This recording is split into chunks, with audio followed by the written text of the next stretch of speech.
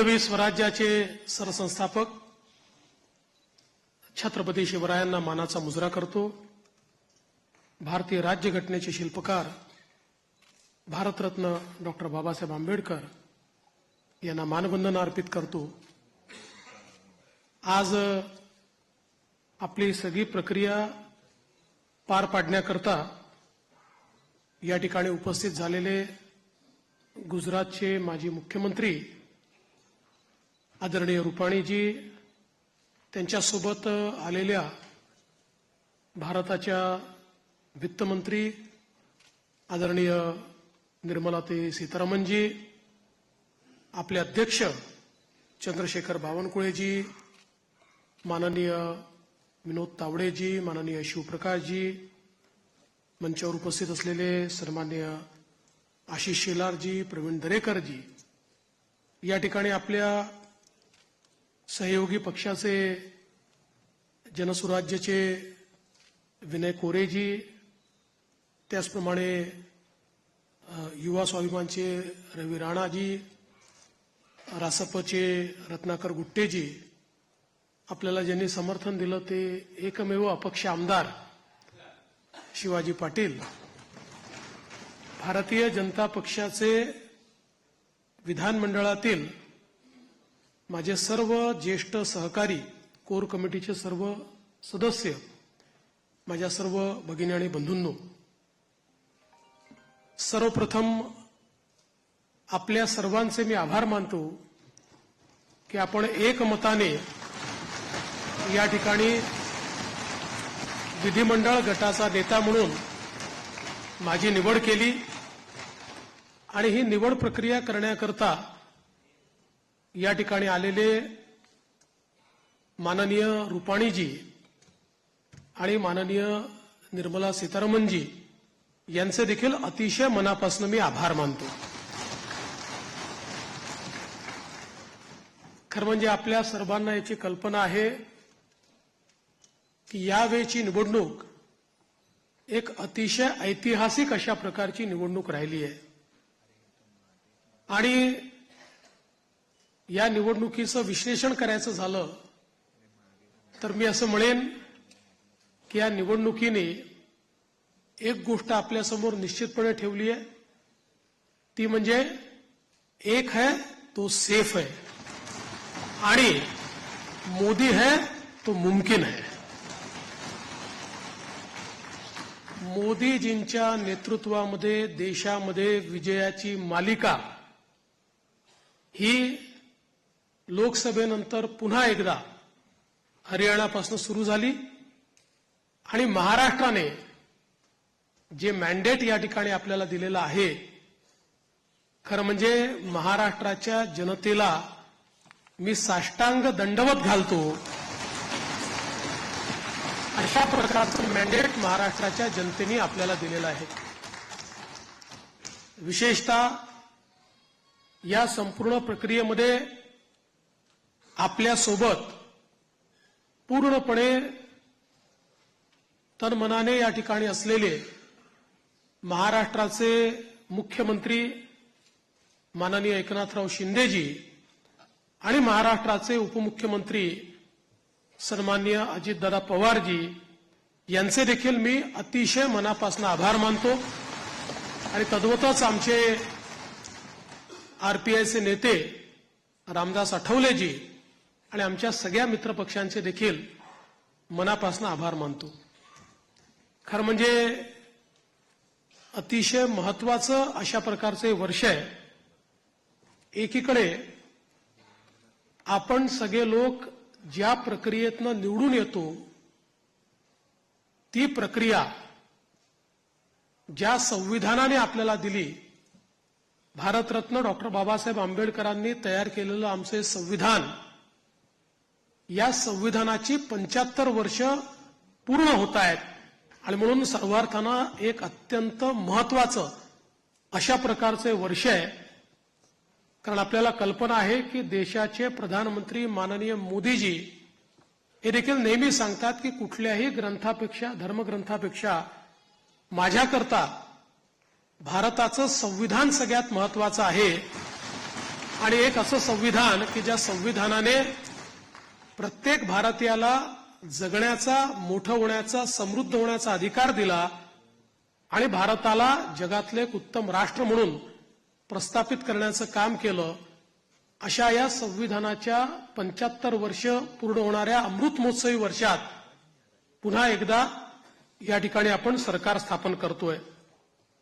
दुसरं, आपल्या सर्वांना कल्पना आहे की ज्यांनी समस्त हिंदुस्थानामध्ये मोगली आक्रमणानंतर आमची श्रद्धास्थानं जी उद्ध्वस्त झाली होती त्या सर्व श्रद्धास्थानांचं पुनरुज्जीवन केलं. त्या राजमाता अहिल्यादेवी होळकर यांचंही 300वं जयंती वर्ष हेच आहे.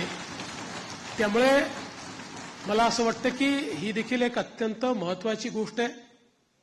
त्यासोबत ज्यांनी इंग्रजांच्या विरुद्ध जल, जमीन आणि जंगल वाचवण्याचा लढा उभारला आणि खऱ्या अर्थानं इंग्रजांना सळो की पळो करून सोडलं, ते भगवान बिरसा मुंडा यांची ही 125वी जयंतीचं हे वर्ष या ठिकाणी आपण साजरं करतोय. आणि अर्थातच आपल्या सर्वांचे लाडके नेते ज्यांनी नवभारताची संकल्पना मांडली, ज्याची मुहूर्तमेढ केली, आज मोदीजींच्या नेतृत्वात जो नवभारत तयार होतोय त्याचा पायवा ठेवणारे श्रद्धेय अटल बिहारी वाजपेयीजी यांचं देखील हे 100वे जयंती वर्ष आहे. त्यामुळे अशा या अत्यंत महत्वपूर्ण वर्षामध्ये महाराष्ट्राच्या जनतेने ही सगळी जबाबदारी आज महायुतीवर या ठिकाणी सोपवलेली आहे. खरं म्हणजे इतका मोठा जनादेश हा आपल्याला या ठिकाणी जनतेने दिलेला आहे की या जनादेशातून मी एवढंच म्हणेन की आनंद आहे, पण त्याहीपेक्षा जबाबदारी आपली वाढलेली आहे. प्रचंड मोठी जबाबदारीची जाणीव करून देणारा अशा प्रकारचा जनादेश हा जनतेने आपल्याला दिलेला आहे. आणि विशेषतः आपल्या लाडक्या बहिणी असतील, आपले लाडके भाऊ असतील, आपले लाडके शेतकरी असतील, आपले लाडके युवा असतील, या सगळ्यांनी आणि समाजातल्या दलित, वंचित, ओबीसी, आदिवासी सगळ्यांनी जो जनादेश आपल्याला दिलेला आहे त्या जनादेशाचा सन्मान राखण्याचं काम हे आपल्याला करावं लागणार आहे. आणि म्हणून निश्चितपणे आपली प्राथमिकता आपण सुरू केलेल्या योजना आणि आपण दिलेली आश्वासनं ही पूर्ण करणं याच्याकडे आपली प्राथमिकता तर असेलच, पण त्यासोबत महाराष्ट्राला पुढे नेण्याकरता महाराष्ट्राला सर्व आघाड्यांवर पहिल्या क्रमांकावर आणण्याकरता आपल्या सर्वांना या ठिकाणी सातत्याने कार्यरत राहायचं आहे. आपल्याला कल्पना आहे की 2019 साली देखील जनतेचा कौल आपल्याला मिळाला होता. दुर्दैवाने जनतेचा जो कौल होता तो हिसकावून घेण्यात आला आणि जनतेसोबत एक प्रकारे बेईमानी त्या काळामध्ये झाली.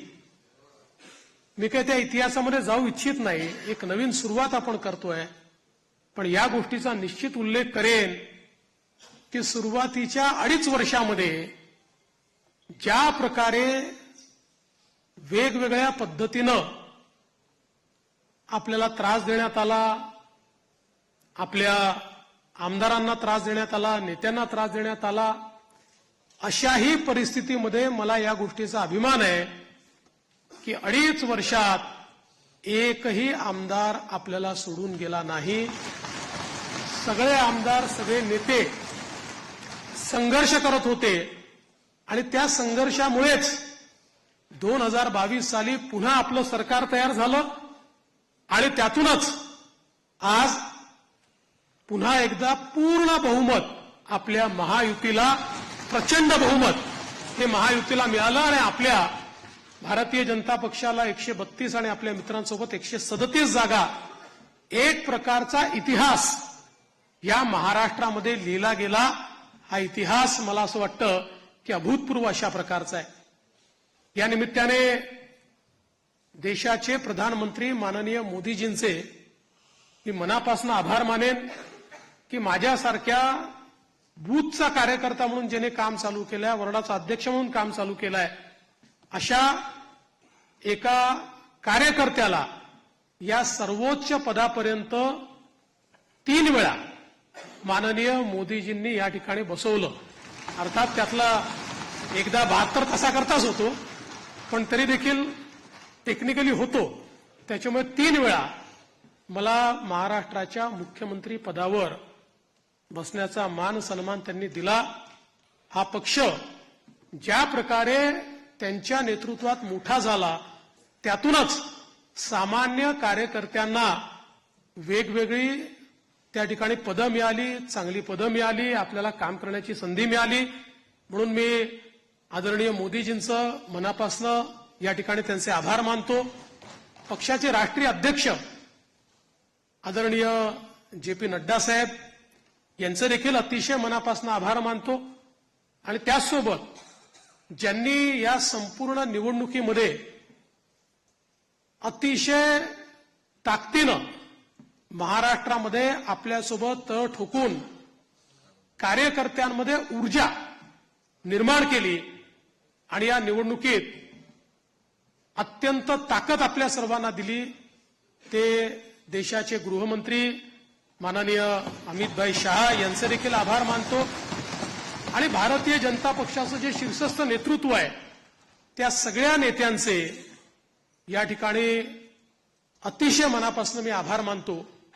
आणि विशेषतः वेगवेगळे राज्यातल्या ज्या कार्यकर्त्यांनी, नेत्यांनी आपल्याला मदत केली, त्यांचे देखील मी अतिशय मनापासून आभार मानतो.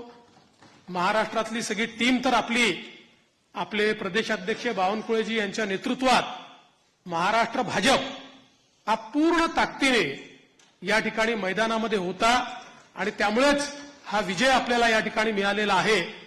त्याबद्दल भारतीय जनता पक्ष महाराष्ट्राच्या संपूर्ण टीमचं मी मनापासून अभिनंदन करतो, आभार मानतो. आणि अर्थातच तुम्ही सगळे लोक आहात म्हणून मी इथे आहे.